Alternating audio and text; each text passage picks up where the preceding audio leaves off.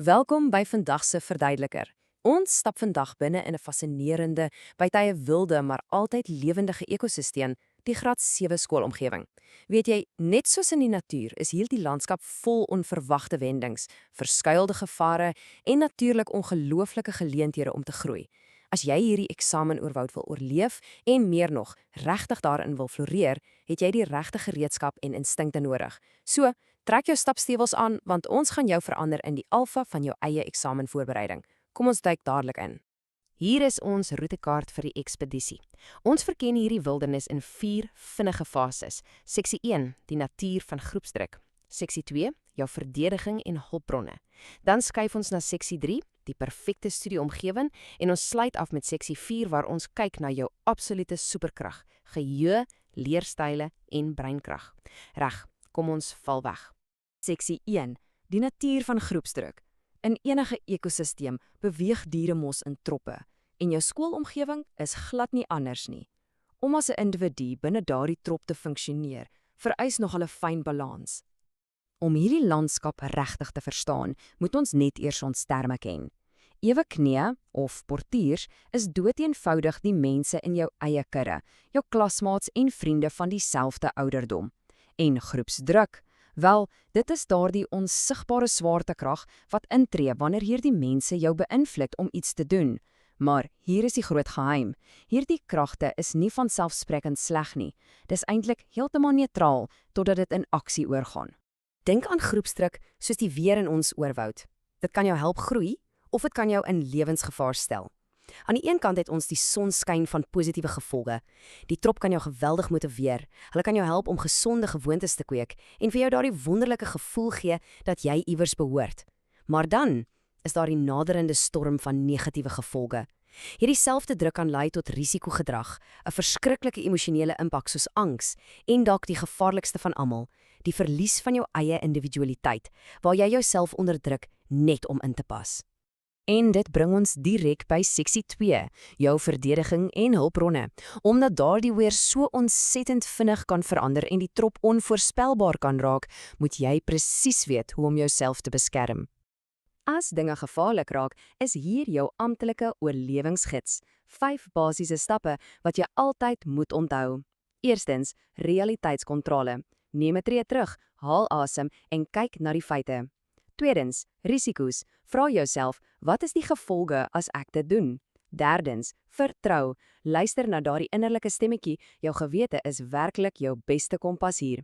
Vierdens, antwoord, wees assertief en staan jou man. En vyftens, herlaai. As die situasie onveilig is, loop eenvoudig weg of soek nuwe vriende wat jou habitat 'n veiliger plek maak.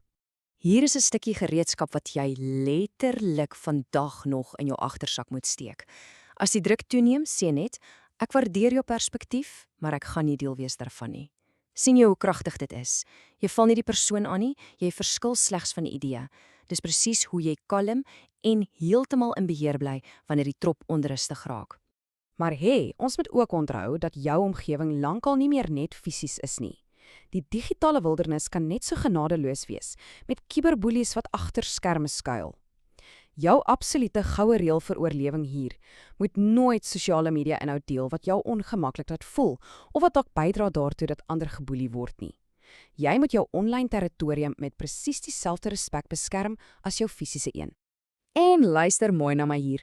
Selfs die kragtigste diere in die natuur het soms 'n reddingsspan nodig. As dinge buite beheer raak en jy voel heeltemal oorweldig, is daar absoluut geen skaamte daarin om hulp te roep nie. Kyk na hierdie nommers: Childline, Love Life, SADAG, Lifeline. Neem nou dadelik 'n kiekie hiervan of stoor dit op jou foon. Om te weet wanneer om 'n ouer of onderwyser vir hulp te vra, is die slimste oorlewingstaktiek wat daar is. Nou dat jou sosiale oorlewing uitgesorteer is, skuif ons oor na seksie 3, die perfekte studieomgewing. Kom ons kyk na jou akademiese evolusie en hoe om daardie veilige habitat te bou. Die heel belangrikste reël in hierdie akademiese oorwoud: lees met begrip. Ware leer is regtig nie om dinge soos 'n papegaai te herhaal of om net rympies te memoriseer nie. Om te oorleef, moet jy die inligting begryp sodat jy dit kan aanpas wanneer daardie onverwagse eksamenvrae voor jou lê. En hoe bou ons hierdie perfekte studiehabitat? Jy benodig 'n stil, goed beligte ruimte sonder afleidings. Maak vensters oop vir vars lig sodat jou brein nie aan die slaap raak nie. Kry jou voorrade soos penne en glimpenne gereed sodat jy nie gedurig hoef op te staan nie. En hierdie is lewensbelangrik. Studeer vir slegs 40 tot 45 minute op 'n slag en rus dan vir 15 tot 20 minute. Daardie ritme verhoed uitbranding.